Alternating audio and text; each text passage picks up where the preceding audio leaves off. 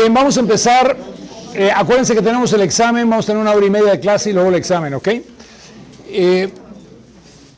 ¿Cuáles son los temas de importancia? Empezamos a ver lo que estaba pasando en el periodo, vimos de qué manera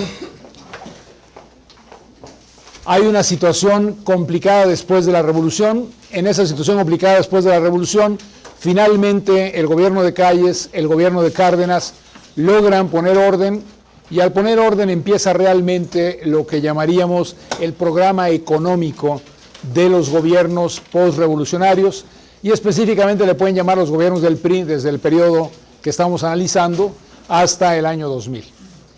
Los temas de importancia en este periodo son los siguientes. 1, la política fiscal.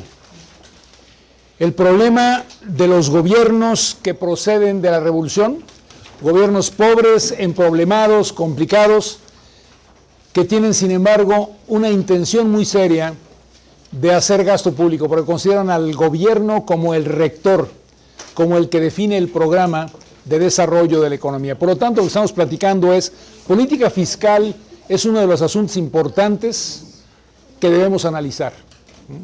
Y básicamente lo que estamos platicando aquí es, si estamos pensando en política fiscal, no solo pensamos en ingresos, también empezamos a pensar en gasto. Pero cuando hablamos de ingresos, vamos a descubrir algo que es sumamente complejo en México, y es la importancia del petróleo como un elemento central en los ingresos que obtiene el gobierno federal y a través de él los gobiernos estatales. Segundo punto, México ha sido un país centralista. ¿Por qué es importante lo que vieron de Calles y lo que vieron de Cárdenas? Es importante porque es un sello del tipo de administración que se va a realizar en México. Es una administración centralizada, el gobierno federal controlando, el gobierno federal determinando, y por lo tanto los gobiernos estatales, los gobiernos municipales, son altamente dependientes del gobierno federal. En el plano político es muy claro. Cárdenas define cómo va a eliminar a sus rivales, y ustedes vieron la manera como él toma la decisión de eliminar a sus rivales. Pero una vez que elimina a sus rivales, la otra cosa que tienen que entender es, el gobierno central es el que verdaderamente recauda, y entonces toda nuestra política fiscal está basada en un concepto de centralismo, de centralización de lo que va a ser la recaudación, y por lo tanto también la distribución. Y eso lo padecemos al día de hoy. Todavía nuestros municipios son municipios débiles. Si ustedes han estado escuchando y leyendo sobre la discusión de lo que ocurre hoy en Puebla, que estoy convencido que así es, todos van a estar leyendo los periódicos todos los días preocupados por lo que ocurre aquí, lo que van a notar es algo fundamental, que se está hablando ahorita de la necesidad de obtener un préstamo a nivel de una línea de crédito para el gobierno del Estado, porque lo que encontraron las administraciones que recién ingresaron es que no tenían recursos. Y como no tenían recursos, lo que están pensando ahora es, vamos pidiendo prestado mientras para poder hacer el gasto público correspondiente. Bueno, este elemento es un elemento que proviene del hecho de que los municipios no tienen una política fiscal correcta. ¿Por qué es importante hoy?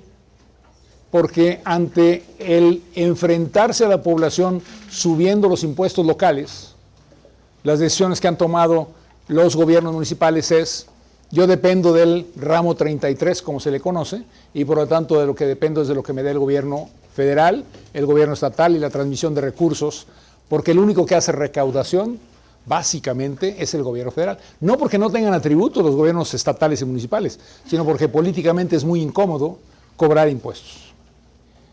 Fíjense lo que han estado haciendo los gobernantes estatales a últimas fechas. Han estado eliminando la tenencia a los autos. Pero la tenencia de los autos era un impuesto en 1968 para financiar la Olimpiada, que se queda posteriormente como un ingreso estatal. Y por eso el gobierno federal en realidad no le preocupa, porque al gobierno federal lo que está diciendo es, si tú condonas ese impuesto, en automático, por ser una decisión autónoma tuya, yo no tengo por qué reponerte los recursos. Tú eres el que estás diciendo que para tus ciudadanos no se paguen ese impuesto de la tenencia y por lo tanto los ingresos que se pierden los pierdes tú como Estado. Pero los estados lo que están haciendo es políticamente jugando a la corrección. Yo bajo impuestos, no subo impuestos. porque lo que estoy esperando es que después el gobierno federal me rescate poniendo recursos cuando se vean los compromisos y las necesidades. ¿Okay? Entonces, todo lo que van a ver ustedes es una política fiscal que es muy complicada porque sí quiero como gobierno gastar, sí quiero como gobierno invertir, sí quiero como gobierno dirigir, y dirigir quiere decir en ocasiones dar subsidios, dar una serie de precios regulados, pero al mismo tiempo no tengo una reforma fiscal adecuada. Y esa reforma no es nada más lo que está discutiendo ahorita el gobierno a nivel del Senado, que es cómo hago una nueva estructura impositiva en México, sino además cómo deben ser los cobros de impuestos a 3 niveles de gobierno, al gobierno municipal, al gobierno estatal y al gobierno federal. ¿Ok? Entonces, ¿qué voy a decir yo? Yo soy un gobierno que gasta, pero la parte del ingreso es la parte que siempre está coja en la relación de este país. Y por lo tanto, voy a alegar que es importante que yo gaste, voy a alegar que es importante que yo obligue a que haya crecimiento, empleo, distribución de ingreso, pero por otro lado no estoy financiando sanamente este proceso. El segundo punto que es importante es el petróleo. Originalmente es importante el petróleo por comercio exterior, porque es lo que nos permite tener un equilibrio en la balanza de pagos, pero también es fundamental porque me hice dependiente de los ingresos del petróleo para la cuestión fiscal. Entonces hay un doble impacto del concepto de petróleo. El primero es en balanza de pagos, porque es un elemento fundamental al inicio del crecimiento del país. Es el producto que exportamos fácilmente, es el producto que demandan y por lo tanto es lo que me permite a mí balancear mi balanza de pagos, y lo segundo es mi parte fiscal. Entonces, esa es la importancia del petróleo en nuestras decisiones de política pública. El tercer punto es la política social. Aprendiendo de lo que pasa con Porfirio Díaz, en donde sí tenemos crecimiento y el trickle-down theory en algún momento va a funcionar, la solución es necesito programas sociales. En un país con la mala distribución del ingreso que tenemos, con la pobreza que existe, el gobierno tiene un papel que jugar y el papel que se atribuye es de redistribución social, de redes sociales, de programas sociales. Pero con esto viene añadido algo que ustedes vieron en aquel video, el patrimonialismo burocrático. Es decir, el Estado que se convierte en paternalista. Acuérdense de lo que decía el video.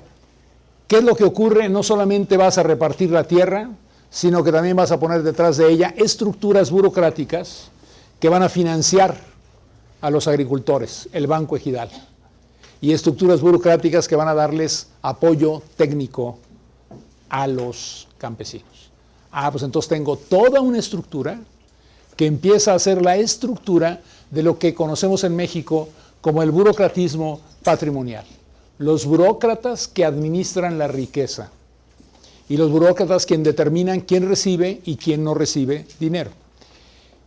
Y si ustedes se fijaron en lo que el video les decía que pasaron de los patrones, que eran los dueños de las tierras, a otro tipo de patronazgo, el patronazgo del burócrata, que es quien determina quién obtiene créditos, qué tipo de créditos obtiene, a quién le dan respaldo, y entonces nos volvimos paternalistas como país. Cuarto punto es la política de deuda interna y de deuda externa. Cuando ya no me alcance mi ingreso para el tipo de gasto que tengo, dado que yo me veo como el que va a estar impulsando el crecimiento, el desarrollo, la equidad social, entonces va a llegar un punto en el cual voy a necesitar endeudarme. Me puedo endeudar de muchas maneras. Me puedo endeudar haciéndolo directamente con una banca, lo que está haciendo en este momento la petición aquí el gobierno del Estado, o me puedo endeudar vía indirecta. ¿Cómo?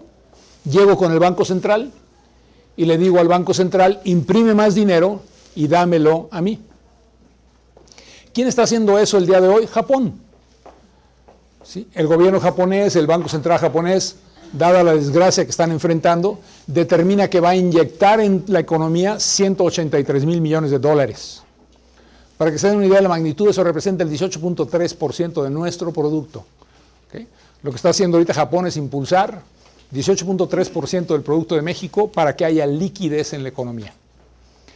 Pero lo puedo hacer de diferentes maneras, y una manera como se hace en México es, no quiero endeudarme en el sentido de ir a la banca comercial, por lo tanto me endeudo con el Banco Central. Y el Banco Central es quien va a financiar el gasto del gobierno sector federal. ¿Okay? Bueno, pues eso es muy divertido, eso se llama imprimir billetes. Si imprimo billetes, lo que estoy haciendo es impulsando la masa monetaria. Espero que en lo que vimos de la clase les haya quedado claro que en la política monetaria, cuando hago eso, voy a generar liquidez en la economía, y si genero liquidez en la economía, voy a generar demanda, y si voy a generar demanda y no hay oferta concomitante, voy a tener inflación. ¿Ok? Entonces, parte de los grandes problemas que tiene el país es cuando yo estoy generando billetes porque tengo mucho gasto público y me estoy financiando vía el Banco Central, lo que estoy haciendo en realidad es que estoy provocando un exceso de liquidez en la economía. Con ese exceso de liquidez voy a tener uno de dos problemas. O voy a tener que satisfacer la demanda con oferta del exterior, y entonces tengo las filtraciones de la balanza de pagos, porque lo que hago es traigo producto del exterior para satisfacer la demanda nacional, y al traer producto del exterior tengo un déficit en mi balanza de pagos. Cuando ya no tenga dólares y yo no genero dólares, genero pesos, en ese momento voy a tener un problema de balanza de pagos. Pues lo que ocurre recurrentemente al principio son devaluaciones, porque lo que se da es, ya no puedo financiar, entonces tengo una devaluación, contra la devaluación tengo la inflación, contra la inflación tengo la restricción de la balanza de pagos que me impide que el país crezca más a prisa, y entro en periodos de aceleración y luego desaceleración de la economía. Este es un ciclo recurrente también en los primeros años. Esto es lo que da pie a la política del desarrollo estabilizador. Cuando finalmente alguien llegue y dice, así no podemos seguir. Sí estamos creciendo rápidamente, pero tenemos crecimiento, inflación, problema de balanza de pagos y luego desaceleración. No puedo seguir con ese proceso, y es cuando se inventa el asunto de el desarrollo estabilizado. Y ahorita platicamos de eso. ¿Okay? Entonces, ya no me voy con deuda interna, pues me voy con deuda externa. Eso es peor. ¿Eh? Deuda interna es deuda entre nosotros. Deuda externa es con alguien de allá afuera. Y por lo tanto, cuando le tenga que pagar al de allá afuera, el servicio de la deuda no se queda aquí adentro, se va allá afuera. Y eso hace que yo pierda recursos como país. Si mi deuda externa es excesiva, lo que va a traer es un problema, porque va a ser el financiamiento de esa deuda lo que va a determinar si puedo o no crecer. Y si usé la deuda externa no para invertir, sino para gastar, es decir, para pagar sueldos, salarios, etcétera, pues entonces es, entre comillas, no productiva, porque lo que va a pasar es que no invertí en algo que me genere ingresos posteriores. ¿Okay? Entonces estos ciclos, por eso es importante. Lo que estamos platicando es en el periodo 30-2006, todo lo que ustedes van a estar viendo son todos estos ciclos de estas diferentes variables que entran. Y el problema es, esto me va a afectar en mi estabilidad económica, y esto va a afectar también el desarrollo empresarial. Porque si yo pido la deuda, yo estoy haciendo lo que en inglés se conoce como el crowding out. Yo soy el gobierno, yo coloco deuda, y los bancos van a preferir prestarme a mí, porque soy el que les da la mayor garantía, que a cualquiera de ustedes. Bueno, entonces el crédito que me dan a mí, como gobierno, se lo quitan a ustedes como iniciativa privada, y eso hace que no exista crédito para inversiones del sector privado. Luego viene la política comercial externa, es decir, quiero primero crecer con exportaciones, luego no me gusta eso y cambio a sustitución de importaciones, y cuando cambio a sustitución de importaciones necesito poner controles para poder sustituir importaciones. Eso quiere decir que voy a traer una política arancelaria y voy a traer una política de cuotas de importación. Bueno, pero fíjense, todo lo que vamos diciendo es una política fiscal que depende del petróleo, que me permite que yo sea el Estado el que invierte, etc. Una política en la cual yo soy el que tengo el desarrollo social, hago los gastos, etcétera, y tengo por lo tanto un burocratismo patrimonial.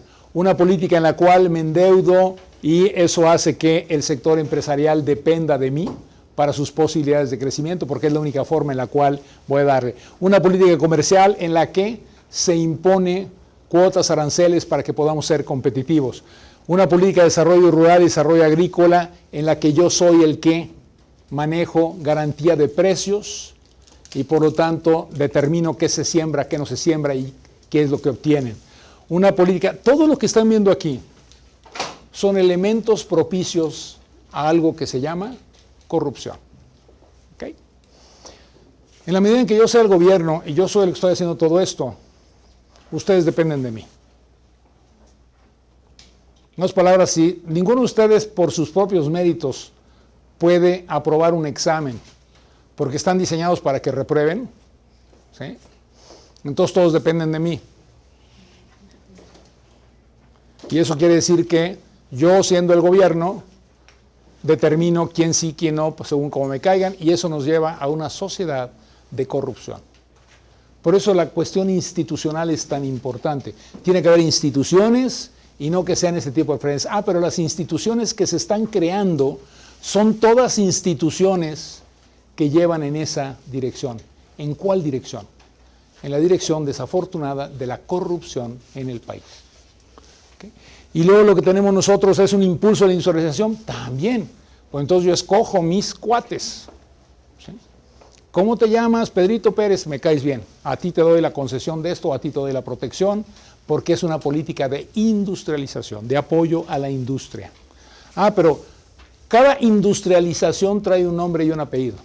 Y ese es parte del problema de estas políticas, que sí son positivas, sí son válidas, pero llevadas a un extremo, determina el gobierno quién es el que va a salir adelante y quién es el que no va a salir adelante. Y luego tenemos finalmente los efectos de grupos de interés que se van conformando. Bueno, si tú me apoyas como sindicato, y ese era el otro mensaje de esta video que vimos. Cárdenas crea una estructura corporativista. Quien la arranca es Calles, quien la consolida es Cárdenas. Y la estructura corporativista es la que determina, pero cuando me creas una estructura corporativista, me creas grupos de interés en la toma de decisiones. Los sindicatos. Pues los sindicatos ahora son grupos de interés. Por eso fue tan interesante lo que vieron, porque lo que vieron fue la figura de una persona que se llamaba Fidel Velázquez, y Fidel Velázquez a lo largo de todo... ¿Esto es un dulce o es un...? No, es un dulce. ¿Es un dulce? Ahorita lo tiro. No, nomás para tirar, está bien. Es que a lo mejor es un tapón o algo, no sé. Entonces, ¿qué es lo que pasa cuando tenemos un Fidel Velázquez?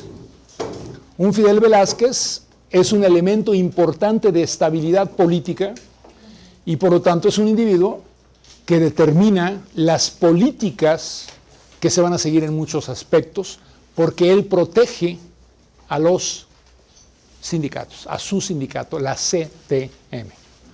Bueno, el colmo en México fue que el Partido Revolucionario Institucional, a partir del momento de Lázaro Cárdenas, consigue crear una estructura en donde la CTM es parte del partido, la CNC es parte del partido, y esa es la Confederación Nacional Campesina, y la CNOP, de organizaciones populares, es parte del partido.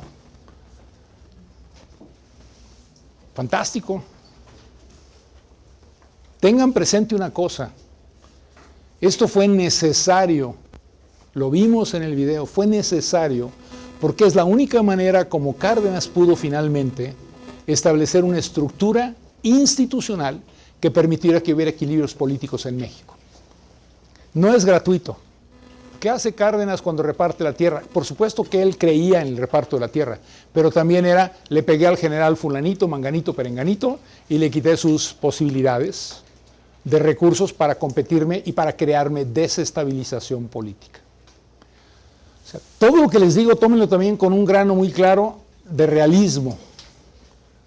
Por supuesto que estuvo mal que se mantuvieran las estructuras corporativas, pero en su momento También, por supuesto, que fueron necesarias y fue lo que hizo que este país finalmente dejara de tener revolución. Es una estructura institucional requerida por el momento. Que la democracia hubiera sido mejor. Sí. Y a lo mejor no se le ocurrió a Cárdenas, o sí se le ocurrió y no quiso. Cual haya sido el caso, la realidad es, esto permite que México se estabilice políticamente y esto permite que México despegue económicamente. ¿Okay? Entonces no todo es negativo y no hay que criticar. Ya sé que nos dedicamos mucho a criticar de que todo fue mal. No. Fue su momento, tuvo su sentido, estuvo la estructura. El gran problema de nuestro país es que no evoluciona, que se mantiene la estructura, que al día de hoy, en condiciones muy distintas, sigue existiendo la CNC y sigue siendo parte del Partido Revolucionario Institucional. Y si ustedes quieren afiliarse a la CNC, no lo pueden hacer a menos que sean priistas. Pues es ridículo. ¿A quién estamos protegiendo? ¿A los campesinos o al partido? Bueno, pues yo quiero estar en la CTM, tienes que ser priista. Pues entonces me meto a la CROM, entonces soy de izquierda. Los sindicatos deben cambiar y deben responder a lo que es la realidad del trabajador el día de hoy. Pero todavía están diseñados con lo que Lázaro Cárdenas definió. Y lo vemos en el Sindicato de Trabajadores de la Educación de México, lo vemos en el Sindicato de Trabajadores de Petróleos Mexicanos. O sea, lo vemos en todo porque viene con todos estos amarres del pasado. Entonces, esto es lo importante, ¿ok? ¿Cómo evoluciona la política fiscal? ¿Cómo evoluciona el concepto de petróleo? Por eso el artículo de Borda es tan importante. La política social, la importancia del burocratismo patrimonial. La política de deuda interna y externa, que es lo que causa los grandes problemas de México a partir del 76. Y luego tenemos nosotros todo esto que es el apoyo empresarial, que hace que se formen grupos de poder. La política comercial externa de proteccionismo y después de apertura. Y la política de desarrollo rural, que no ha desarrollado el campo. Entonces la pequeña propiedad sigue funcionando. Ustedes vieron algo interesante en esta nota. Cuando vimos el video también decía, pues estuvo rete simpática la cosa. Vamos repartiendo la tierra. Ok, mira, todo esto que es desierto es tuyo y todo esto que es vergel es mío. ¿Sale? Entonces, qué padre, ya tienes propiedad. Pues sí, nada más que te vas a morir de hambre igual. No te vas a morir de hambre porque invento el banco de crédito ejidal y te presto dinero. Y el banco de crédito ejidal quiebra. Quiebra simple y llanamente porque presta y presta y presta y hay corrupción y en esa corrupción no se puede cobrar. Todo esto que ven es el proceso, ¿ok? ¿Pregunta hasta aquí?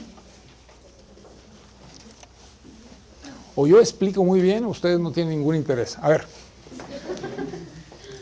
¿Qué pasa entonces en términos de crecimiento económico? Lo que pasa en términos de crecimiento económico es lo que estamos viendo aquí. Una vez que Lázaro Cárdenas crea la estructura y permite la estabilidad, tenemos una tasa promedio del 3,17% de crecimiento en el país. Puede parecer alta, excepto por una pregunta que es, ¿cuál es el crecimiento demográfico de México? Si el crecimiento demográfico de México es por encima del 3,17%, este crecimiento lo único que me dice es que estoy teniendo una pérdida de ingreso. Y por lo tanto, como esa es una realidad, como empezamos a tener los programas sociales que reducen la mortandad, pero no tenemos los programas de control de natalidad, lo que se da en nuestro país en este periodo de los presidentes que están aquí es que tenemos alta tasa de crecimiento poblacional. Y nuestra tasa de crecimiento poblacional llega al 4, 4,5% hasta que va bajando paulatinamente. Por eso México pasa de ser una nación de 15 millones a una nación de 112 millones el día de hoy. Bueno, pero hubo un momento en que la gente estaba muy contento. Tenemos la tasa más alta de nacimiento poblacional del mundo. Excepto que eso me llevó a problemas posteriores. Pero fíjense las tasas de crecimiento. Las tasas de crecimiento son tasas interesantes, pero producto de varias combinaciones que también se dan.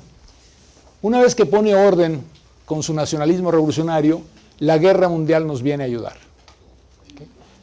Cuando ocurre la guerra mundial, el gran impacto de esto es que hay una gran cantidad de demanda por los productos de México. hay gran cantidad de demanda por los productos que son las commodities, pues, lo que son minerales, lo que es petróleo, y entonces lo que ocurre es que México de nuevo se integra con Estados Unidos y crecemos a altas tasas porque estamos exportando productos a los Estados Unidos. Empezamos un proceso de industrialización y lo que podemos observar son tasas de crecimiento muy altas en estos dos periodos. ¿Okay? Pero junto con ellas, ¿qué había? Había inestabilidad. ¿Son las tasas reales? Uh-huh. Son las tasas reales promedio del periodo. Ya quisiéramos ahorita. ¿Sí? O sea, cuando la gente les diga a ustedes, oigan, es que el prismo siempre fue malo, pues no. Digo, vamos viendo esto. Si yo observo esto, yo observo que la política económica seguida en ese periodo es una política económica que me conduce a tasas de crecimiento promedio aceleradas. Es un país en crecimiento, es un país que está creciendo rápidamente. Tenemos un problema que no se va a detectar hasta 30 años después, que es el problema del crecimiento demográfico de México. ¿Okay? Si yo traigo tasas de crecimiento del 3, 3,5, 4%, cada 20 años se duplica la población. Entonces el problema que tenemos aquí es, imagínense un país como está, con los hoyos que hay, con los baches, con todo lo que tengan, ¿sí? Imagínense el doble de eso en 20 años. O sea, para que podamos tener un país con los mismos baches, necesitamos construir una infraestructura como la que tenemos hoy, completita, porque en 20 años somos el doble. Bueno, pues entonces necesito que sea mucho más rápido que eso, porque si no mi problema es, voy a tener unas carreteras con baches y ahora tengo más carreteras con baches. Pero podrían ser menos carreteras y las que tengo con más baches. Y por lo tanto, lo que ustedes tienen es un periodo de crecimiento muy rápido de la economía, basado fundamentalmente en el hecho de que hay una demanda internacional muy fuerte de productos y que nuestra economía empieza a crecer industrializándose. Luego viene el periodo realmente de lo que se conoce como el desarrollo estabilizador, que es este periodo. Y en este periodo lo que observamos es, se mantienen las tasas de crecimiento, pero la diferencia es que aquí había inflación, aquí no hay inflación. Aquí había devaluaciones, aquí no hay devaluación. Pero de todos modos tengo un problema de balanza de pagos. Este lo controlo de una manera distinta o como lo estaba controlando acá. Aquí voy controlando cada vez más y más con proteccionismo, con control, con cuotas, con aranceles a las importaciones. La política de sustitución de importaciones que inicio aquí toma su apogeo en este periodo. ¿Ok? Pero aquí tengo un problema. Cuando llego a lo que yo le llamo el desarrollo desestabilizador, tengo un problema y es, aquí fui creciendo y la población todavía no me alcanzaba. La población me alcanza. Los jóvenes salen y exigen empleo. Y cuando encuentro eso, mi modelo estabilizador, que se basaba en sustitución de importaciones primordialmente, llega a su agotamiento. ¿Okay? Si yo estoy sustituyendo importaciones, lo que estoy haciendo es el mercado interno, lo estoy aprovechando para sustituir con producción nacional lo que era la oferta internacional. Bueno, sí, nada más que eso tiene un límite. ¿Cuál es el límite? Es el límite del mercado interno. Entonces lo que me ocurre es que tengo un periodo hermoso de crecimiento, son 18 años fantásticos de crecimiento, son 18 años fantásticos de estabilidad, hago cambios en la manera como estoy financiando el déficit público, y ahorita lo vamos a ver, y por lo tanto lo que tengo es estabilidad en el tipo de cambio, 12.50 durante todo este periodo, y al mismo tiempo lo que tengo es estabilidad en la balanza de pagos, estabilidad en el déficit fiscal, estabilidad inflacionaria en mi país. Son años maravillosos. Se agotan y entra este señor. ¿Qué podría haber hecho Echeverría? Y con lo que uno llama la visión 2020 de pasado el toro, sé de qué color es, ¿sí? O sea, ¿Qué haría yo si hubiera llegado ahí? No tengo la menor idea, pero sí sé lo que puedo analizar. O sea, habiendo estado de ese lado, yo les puedo decir que es muy fácil llegar y decir, bueno, miren, ya aquí el señor se equivocó. Pues sí, pero cuando estabas tú ahí y estás viendo no los toros desde la barrera, sino allá abajo, y cuando